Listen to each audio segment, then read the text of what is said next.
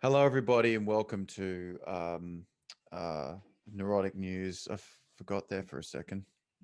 Alarming. I've always thought I've had onset early dementia based on my general Yeah, disorientation and my belief that, um, insomnia, yeah, insomnia, ins- insomnia and dementia are two strange bedfellows that um they go hand in hand. mm, yes, they very much We've do. talked So, about that before. How sleep clears out the amyloid plaques. which are related to dementia that if they're not Yeah, cleared which are out, related. Yeah, yeah. Oh, yeah. Yeah. No, I, yeah. There's problems. Speaking of problems yeah. slash comedy, we're going to do a live neurotic news in Sydney because I'm going to Sydney to do my solo show on the 3rd of July at the Sydney Comedy Store. And that's on sale right now. And you can buy a ticket if you go to my website or anything like that. But what we're going to also do is a live neurotic news podcast. We're waiting on the venue to confirm, but you can be assured that it'll be in that first week of July and that the ticket link and date will be on my social media and website, damienpower.com. So that'll be good. And we'll probably do some stand up at that too of some sort. But yeah, the full hour will be at the store, the comedy store, which is a great venue. And if you haven't been, you should really go. Rathy, have you been gigging lately? You did a gala recently, didn't you? I did what is loosely referred to as a gala in some Right, circles. right. But yeah, it was just after the MICF, Melbourne National Comedy Festival. mentally ill comedy festival. And yeah, I was like just very, because people say that adrenal fatigue is a GRP. Like it's sort of on the same par as Lyme's disease and what's the other one that people, Epstein Barr and all that stuff that people get. Yeah, chronic fatigue. Yeah, isn't it all kind of hazy? Like people don't give it its due credit It's one of as a those thing. ones where it's like, how do you show that you've got it outside of crying when you have a shower? Outside of crying at a sizzler, how Yeah. do you show that you have adrenal fatigue? Yeah. How do you Yeah, show you have because adrenal fatigue except for when tears fall into your pasta at the buffet? yeah, you're at a buffet crying, so something's happening. But Like yeah, that when I see someone at the pokies just sitting there drinking, I reckon he's probably got adrenal fatigue. he's had enough. He's had enough. It's had enough, and because yeah, you can't. I guess it's measured on stress overload or whatever, Yeah. and we don't have a way to measure that, even though it's worse for you than smoking. Right. But anyway, Well, um, you can measure how many cigarettes you've got, right? Like you've had. but you can't measure the effects of being texted your scum before you go on stage. Right. So you're saying that Like how many cigarettes, cigarettes is it? you can actually literally measure how much nicotine you've had and how bad that is for you, but you can't measure stress, and that's even worse than cigarettes. Yeah. Like we don't know how many packs of Marlboro Reds having a friend betray you is. Like, and what? Because that's why people think. That's why people think Right. adrenal fatigue is a G up because we can't measure it. You go, oh, you were stressed. What? That's a metaphysical phenomenon, isn't it? Right. Stress is stress is your imagination. But anyway, that festival causes unbelievable stress. And like after the day after, I had to do this gala thing. And it was in an area where I'd done a work for the dole program. So like that was triggering. So I just want to Um, clarify for the listeners, you did the Melbourne Comedy Festival, which I think we spoke about in previous yeah, podcasts, and yeah, it was extremely exhausting. And you were adrenally fatigued, and then you had to go to a gala in Sydney at a place where you'd done work for the dole. yeah.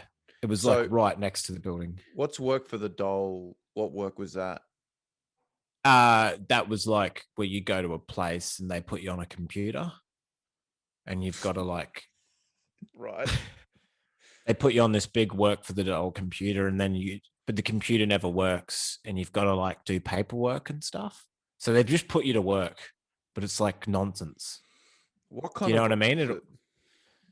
It'll be like just a bunch of paperwork and like, it'll be For like who or building what? just for, it's sort of Kafkaesque, you know, it's like, who knows what it's for. Is You it know your what I own mean? A lot of resume this and stuff, stuff? It's stuff that's meant to it's benefit you. you're getting ready for the world is what they say. They're So it's preparing kind you. of almost like training. It's loosely referred to as training, yeah. Although you don't feel more effective after. And none of the computers have the internet either, so you know they really respect you. You know, when they've cut the Wi-Fi off, so you can't go on like Facebook and like look at a funny video. Well, I think they're probably worried for some people that are on work for the Dole program as they're coming off methadone, going on to watch hardcore gangbangs instead of doing their work. It's like I told you to do your cover letter, but instead you're looking at a hardcore game. It's not what you're extracurricular. meant to be using this government issued computer for. This is for applying for exciting jobs on seek.com. You know Yeah. those jobs that are like join the fuzzy buzzy team at the warehouse. We're going to be emptying boxes and building rapport with clients. Fun, cool, exciting work environment, air conditioning. There's going to be walls and a roof. Barry's been accused of sexual assault a few times, but he's cool now. Excited? Question mark, question mark. Thousands of applicants, very little chance. Like there's still no chance that you're going to get the job as well. But it's exciting. Buzz, teamwork, you know, all that stuff. It's like teamwork, building teams with bosses and other people, colleagues, exciting colleagues, funky warehouse. Yeah, they're trying to spruce up. They're trying to spruce up the fact that you shift boxes in a forklift from one part of the warehouse to the other. Exciting. Totally. Barry's got diarrhea this week, but it's cool because, you know, there's a Mexican place we all go to at lunch. Yeah. You won't be eating though. There's no time to piss. Stuff like we'll dock your pay if you need to take a shit. So don't eat the Mexican. Like it was just, see, that's my memory of the place is just doing that. And I had to do it every day because I was classed as chronically unemployed. So then that's when when you're chronically unemployed, you have to go and sit on a computer for like fucking 7 hours a day with no internet. Right. That's the punishment. I think the internet only works for Seek. It works for Seek, but not for hardcore porn. Or like, how many people do you think would have tried to look up? Here's a large group of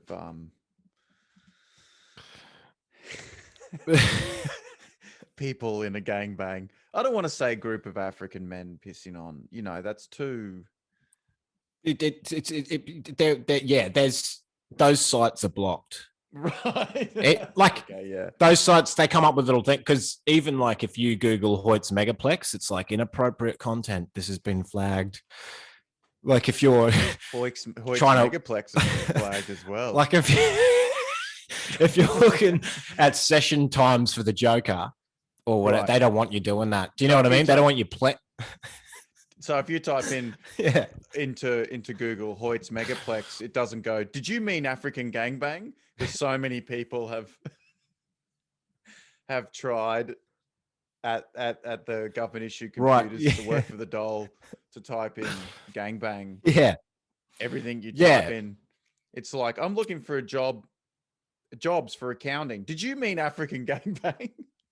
Like did you mean how to plant a landmine in your boss's office?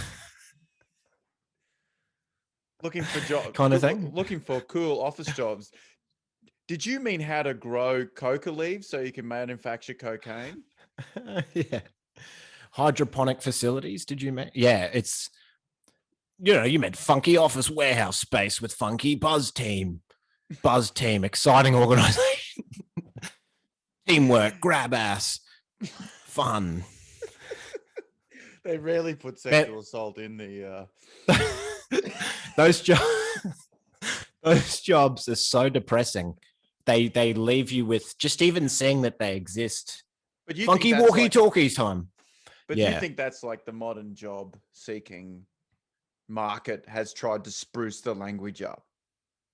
It's tried to make it seem like it's going to be a cool rumpus room kind of thing, Right. like people on Bluetooths, like calling up. It's probably just cold calling people, but it's going to be funky.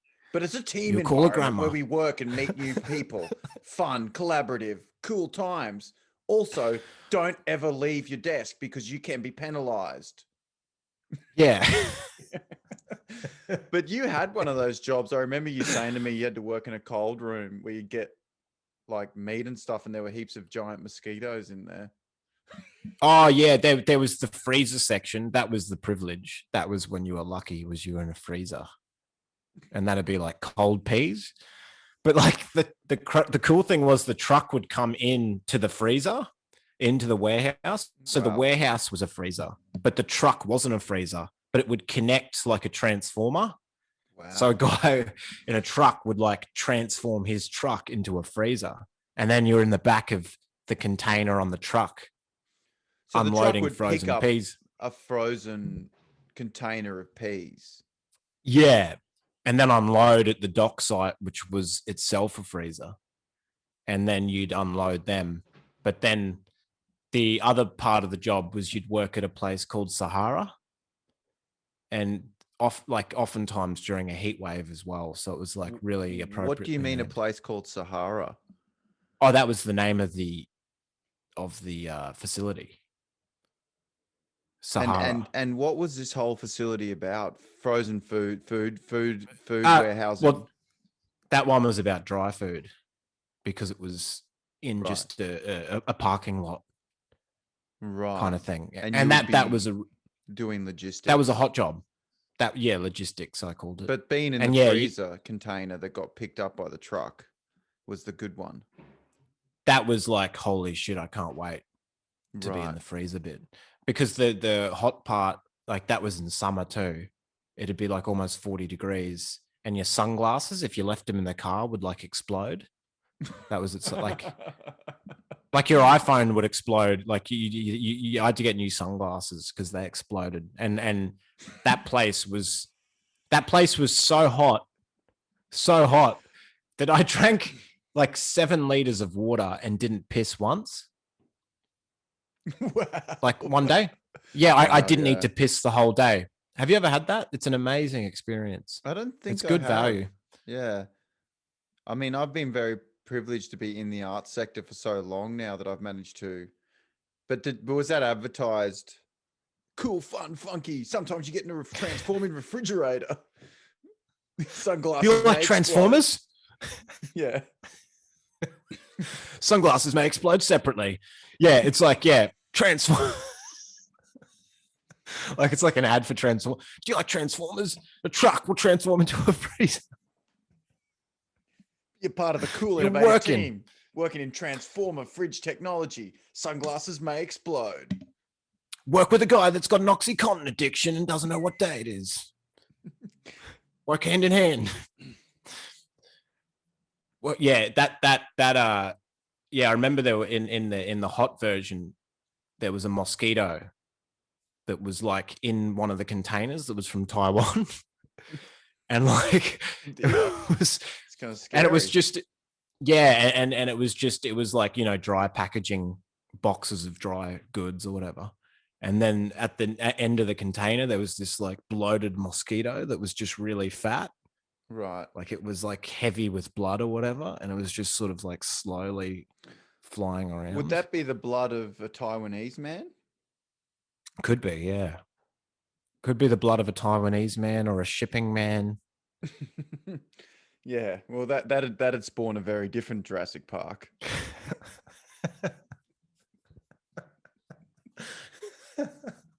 this mosquito.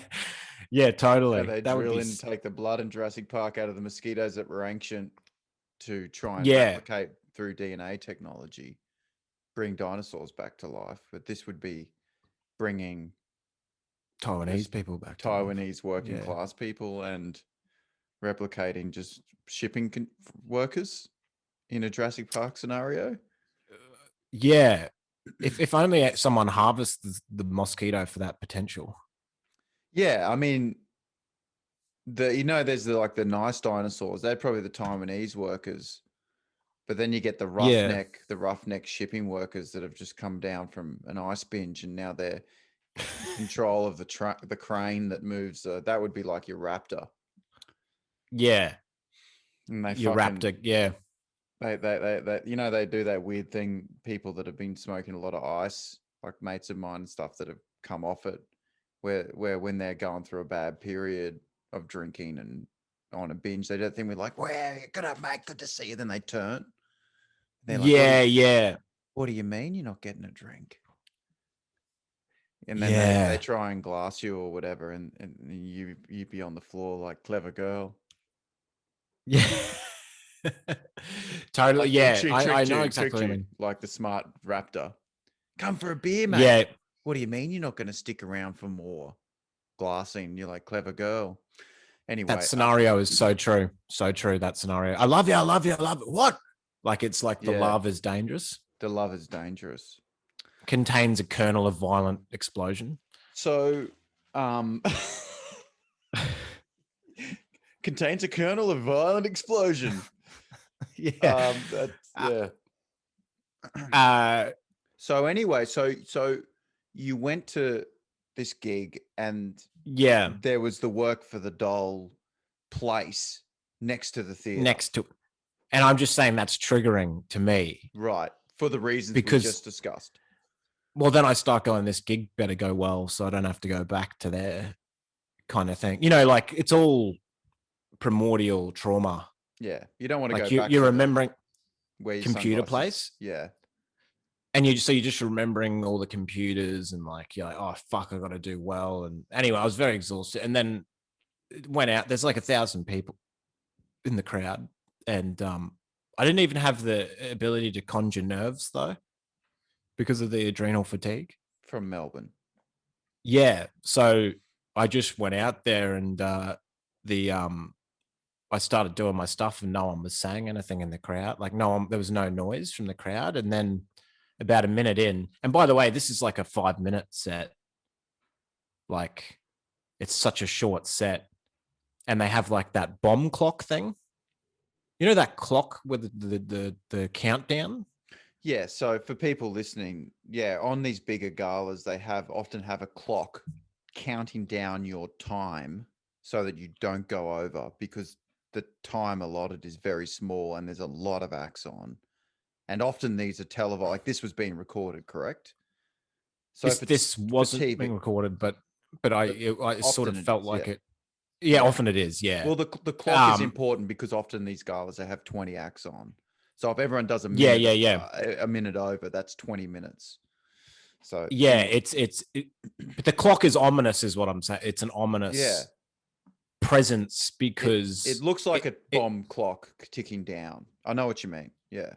But interestingly, ticking down to a bomb, I was bombing for the whole time. And then the bomb stopped once it went to 0. So it was opposite of a bomb clock. That's funny, yeah. So me leaving was diffusing the bomb. Right.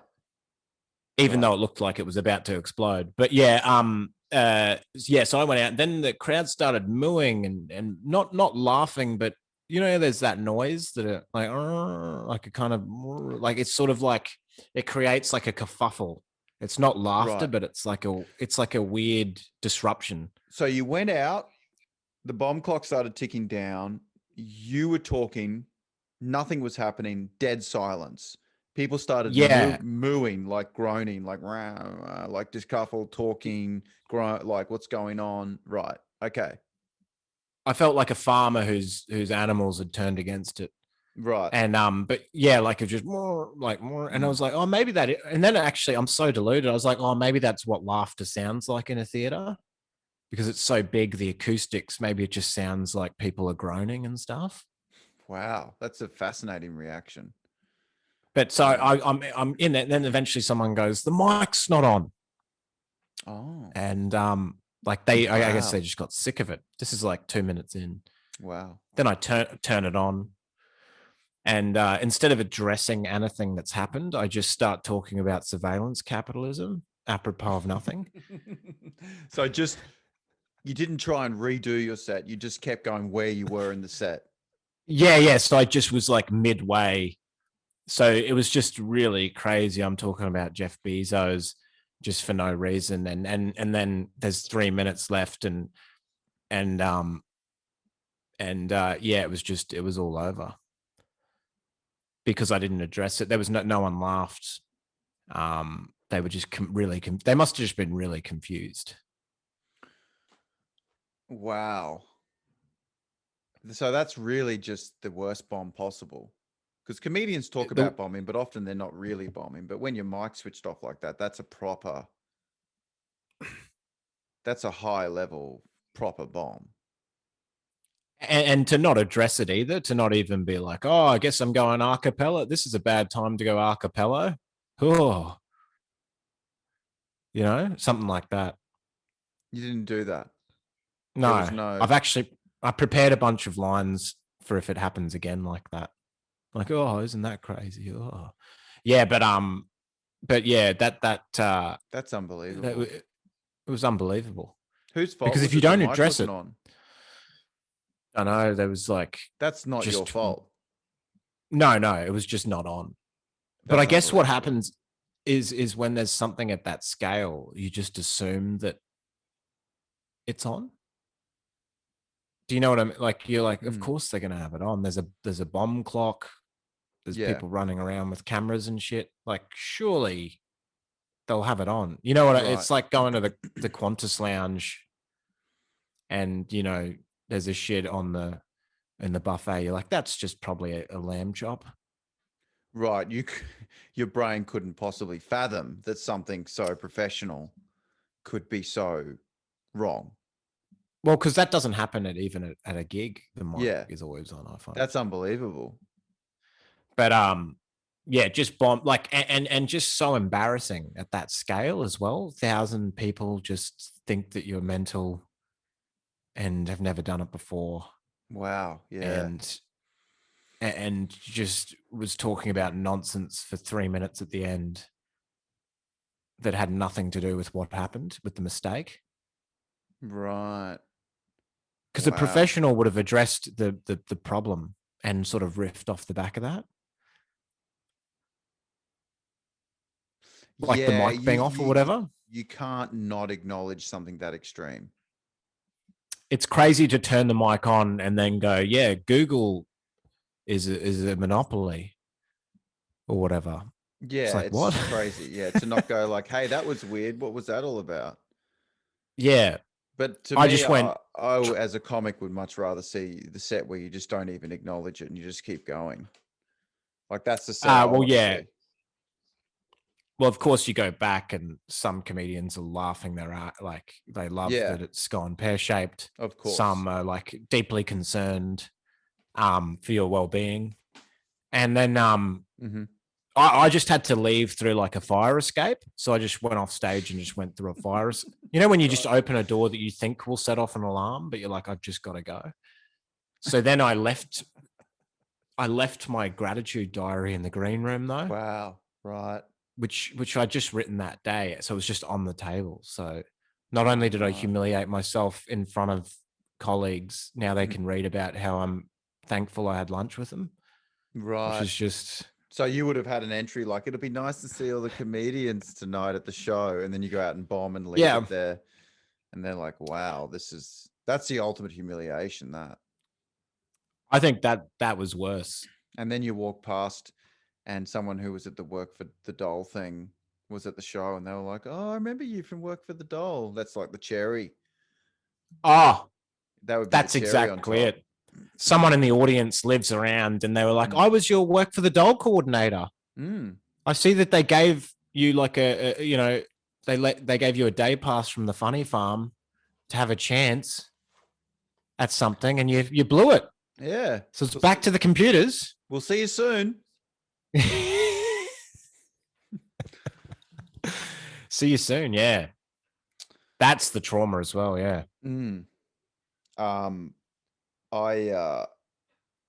was at the park with my son, and well, this has got nothing to do with bombing, but I was going to talk about taverns. Maybe that's a better segue than this story. But it's funny how Brisbane has the best taverns to bomb in. I know we've talked about tavern comedy before, but there's this unique type of tavern, because we talked about taverns in general, like the dog and parrot, which is two animals that should never be together. Tavern. Yeah. And make sense of the venue. Yeah, exactly. Yeah, exactly. Disconnected aggression, one might eat the other kind of energy. We never really talked Comedians, about the parrot. Yeah, exactly. Yeah. We never talked about yeah. Yeah. We never talked about the the most unique tavern, and this is like a subspecies of tavern. Yeah. Which is the outer suburbs in Brisbane have housing developments. Some are called Delphin. They've got names like Springfield or like Brookdale's holiday living. Yeah, Brookdale stuff. or Northbridge Heights. And it's just like a massive North Lakes copy. North Lakes housing development. So it's a massive suburb of cheap housing. So it's like lower socioeconomic already. And a whole suburb's named up. Yeah, exactly. Red Bank Plains. Then you have the tavern inside that. Like there's kind of like Loganholme is a suburb of housing, and there's like the Loganholme Tavern. That's the highest peak of the tavern.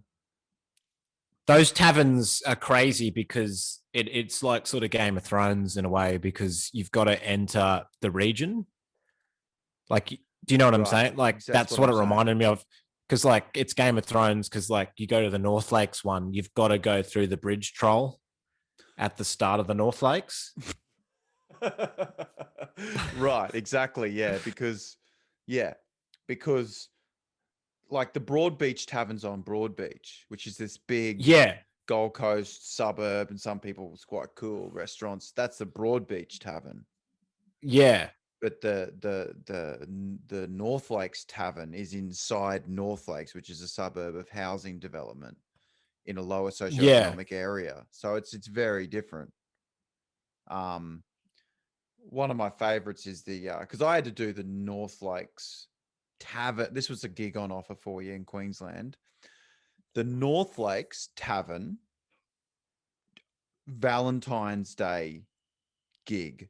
So you have to go to the North Lakes Tavern into North Lakes on Valentine's Day at the tavern and make people laugh who are there for Valentine's Day. Like that's beautiful. That's tough. Yeah, that's come on, sweetheart. Let's go to the tavern and go get a laugh on Valentine's Day to free ourselves from what is an absolutely miserable life. Not only that, but we'll go with other couples that we know intimately, because everyone knows each other too in the community. Yeah. Like they probably have a newspaper just for that precinct. Yeah. Like that area, just going like Bob was seen going into, the bottle shop. Like it's like stories like that. Yeah. Bob was like seen about locals leaving the pharmacy. Definitely a robbery. Got into the Oxycontin. Pharmacist was knocked out. If you see him, please report immediately to police, I think is what you mean. We know he lives on 21 Rockley Terrace or whatever. Like, you know what I mean? Like they know where he lives. There's always a forest adjacent. There's always a forest area adjacent to those, and they're dangerous. They used to have ads for it. Well, they used to have ads for that. Remember the ads for the Delphin? It's the Delphin Living Center, and like they'd have like the video, and there'd be like a guy on a push bike. There'd be a man-made lake, Mm. 2 people on a park bench, like fake golf grass, Yep. and then like a The McMansion or reality whatever. is very different. It doesn't take long for them to be run down, become like rat nests. Those suburbs. Yeah.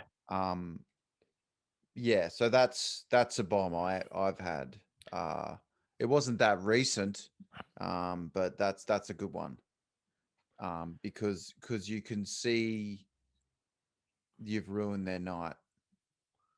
Yeah. For Valentine's Day, I mean. Well, the night was already ruined because they're at North Lakes. Oh, well, I feel so because those people are often caught in sort of a spider's web of the show, like at those taverns, because they don't know there's going to be a show.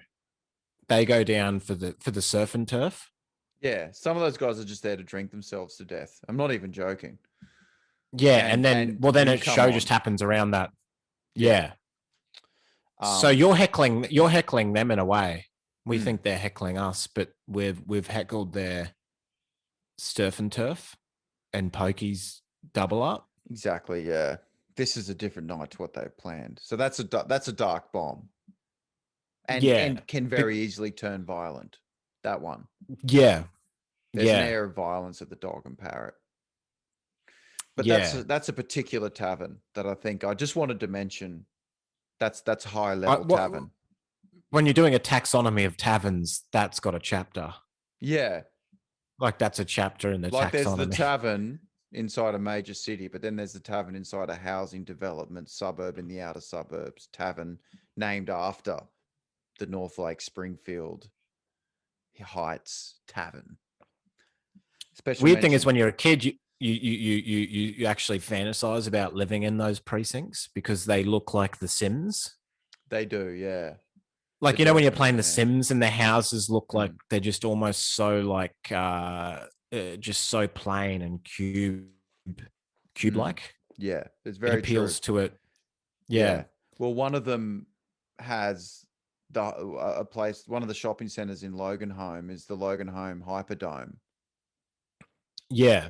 In Brisbane, it's called the Hyperdome. Which sounds. Well, yeah, that's what I always thought. It's like, whoa, the Hyperdome, because it sounds like something out of Star Wars. It sounds like the future. Yeah, it sounds like the future, like Blade Runner. I'm going to the Hyperdome. Hyperdome, and you go there in your jet car. Not you go there with your dilapidated ute, and you've got to keep an eye out because you're on the sex offenders register. And you pick up a shovel. You get a shovel from like a weird plant store that's in there, and a milkshake with a palm tree on it. Yes, like a retro. Yeah, it's got that kind of places.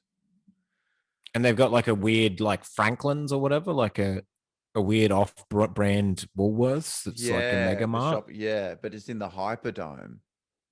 Yeah, what's that place? And that other place that you get like you can get huge servings of things, like you can get like 4 kilograms of butter. Oh yeah, yeah. It's like got that kind of. It's got that shit. Like you get like a fucking bath full of mayonnaise for $20. I know what you're talking about. It starts with B. It's like a branded. It's like a weird off-brand bulk buy supermarket at the Hyperdome, At the Hyperdome. It's the closest we have to the Mos Eisley Spaceport in Star Wars. You know, the cantina. Don't think.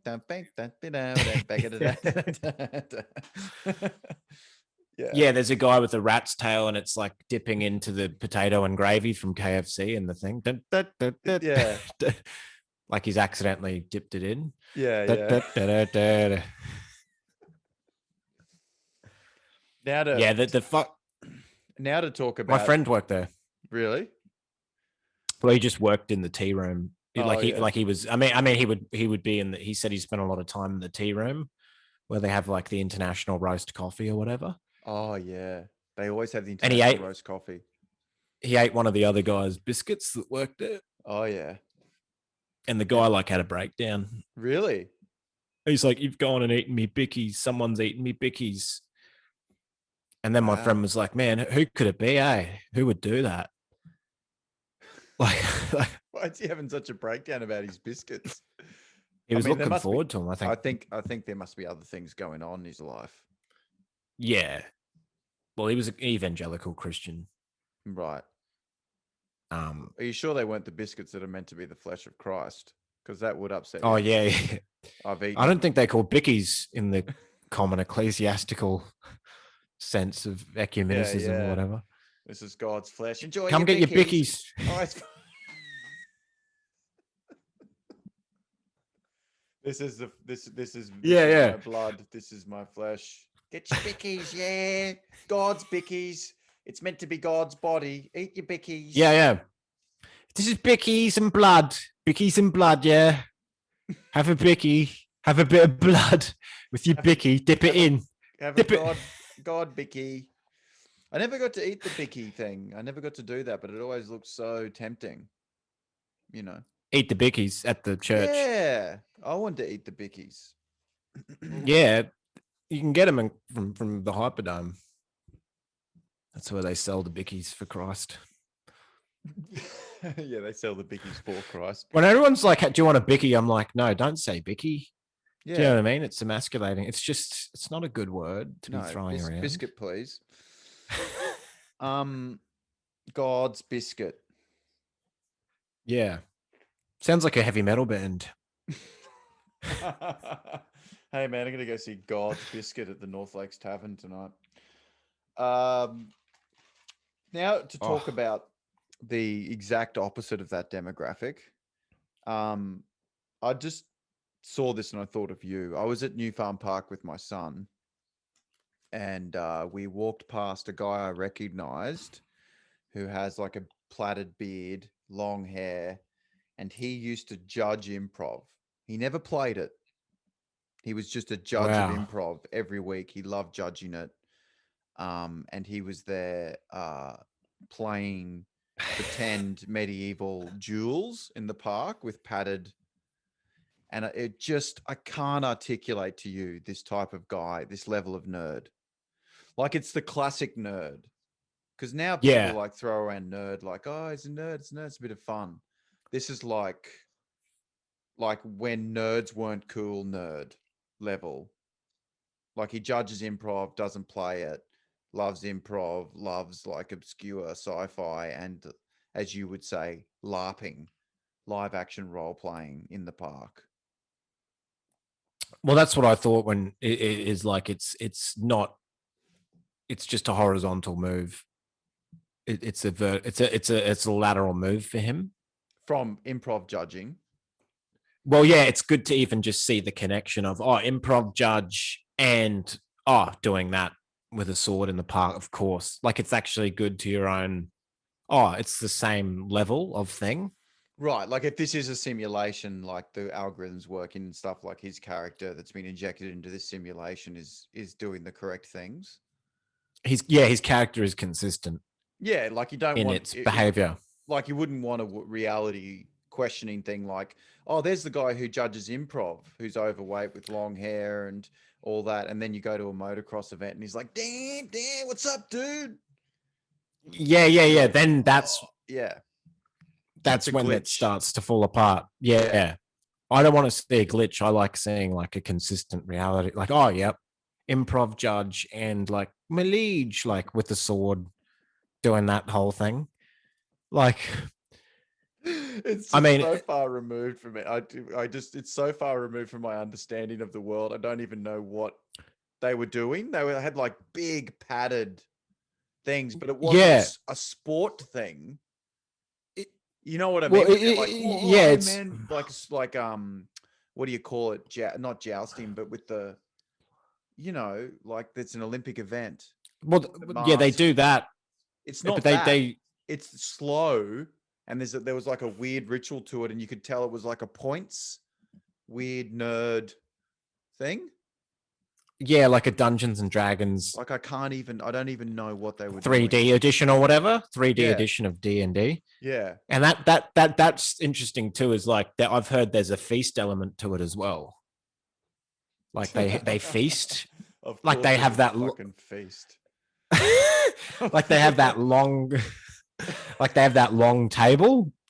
Like that long medieval table. Like there'll be like a fat Oh, nerd with a God. lamb shank just going, "You played well today, sire." Like just but he's just hacking into a lamb shank and so on. Right. Because I think what happens Like they deserve a is it's feast, these fucking fat cunts. Like they deserve a feast. Is that what you deserve now? You've done nothing all week and you've judged an improv night and you're on some cushy office job, you're overweight, lovingly watching Game of Thrones, then you treat yourself to a padded pretend duel, and then you're like, time for the feast. You know? it's funny to be doing that all, and then on a Tuesday just cold calling someone like that's their job, is cold calling grandmas to like sell Yeah. them insurance. Yeah. Have you heard of Excite Insurance? We can help lift your Yeah. blah, blah, blah, blah, blah. Then on the weekend, he's like, my liege, we've pretended to have a duel. Now it's time for the custard. Bring out the custard. Notice everything's pretend except for the feast. Yeah. Like it is Yeah. real custard. Yeah. It's Yeah. real Yeah. custard and like Yeah. Yeah. Yeah. the feast must be real. Pretend. But the feast, Like they're getting annoyed and shit. No, I ordered 4. Like I wanted the chicken. You said like that's the only time it actually gets like quite heated. No, Yeah. I have a bucket to myself. I'm not sharing it. Everyone Quite gets a simply, I said bucket. there was not enough. I said there was not enough to nourish this legion of troops that have been slaving away on the field, battling. Like the catering becomes dropping. Yeah. Yeah. the catering overshadows the whole event. I think it's like, Yeah. but we must make sure there's enough. We shall not drop into the drive-through on the way home because we weren't satisfied. Again, my liege. I like the idea of the accent dropping. Could you pass me no, seriously, man, like you've had heaps of that and like I'm not, like I want some more of the mashed potato, dude. What the fuck? Like it gets real serious. Yeah. With it. There's a guy arguing whether salads were part of a medieval thing. Yeah. It's like, I just doubt there was lettuce and vegetables back then. It was mostly a diet of meat. Yeah. Meat and and bread. Like it's all just that country. That gun shit. Like the only vegetables that are allowed. The only vegetables that are allowed are ones that are found on a supreme pizza. Yeah. That's the rule. Yeah. Deep capsicum, onion, mushroom.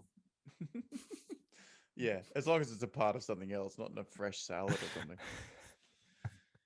Only in medieval times did they deep fry the onion into rings, my lord.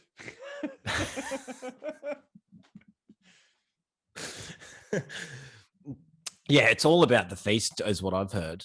Yeah. The LARPing's just a quick like guess, down, sire, squire, and then it's like feast. Like it's 5 minutes of times. Like the feast was quite short. Like, Well, is it just people who never got over Braveheart? Like, who are these people? Is it just people who are like stuck in a weird? They love that kind of shit. Oh, it's a fascinating question, man. I don't know. Like, it's surely it's stemming out of these games and stuff, though, right? Oh yeah. Well, because like Game of Thrones, people who've recommended that to me are usually pretty like cool, normal people.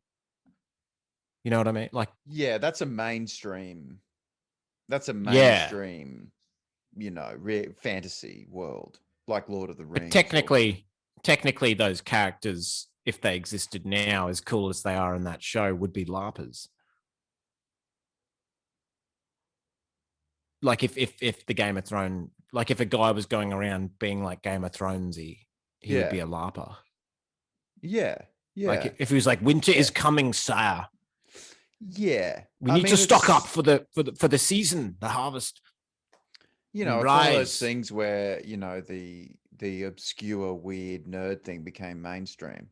It's like bouldering. Yeah, I get into bouldering, then that guy released that incredible documentary where he climbs free climbs Yosemite or whatever the El Capitan or whatever the thing is, and then all of a sudden like all the bouldering people that are like the weird, like woo dancing, fit but also nerdy but not weird niche became big for a bit. It's a bit like that. I think Game of Thrones, like the weird, like novelty shirts. Yeah. fat, like weird improv-y nerd. You know. I went to an indoor rock climbing place. They were playing Game of Thrones soundtrack in the gym. Really? You know that like Yeah, yeah. So it's just cross pollinate, like it really was Dungeons and Dragons meeting CrossFit, like coming together, like you know, like. Well, maybe that's why the guy who wrote it all, what's his name? Really, really famous. G.R.R. Martin.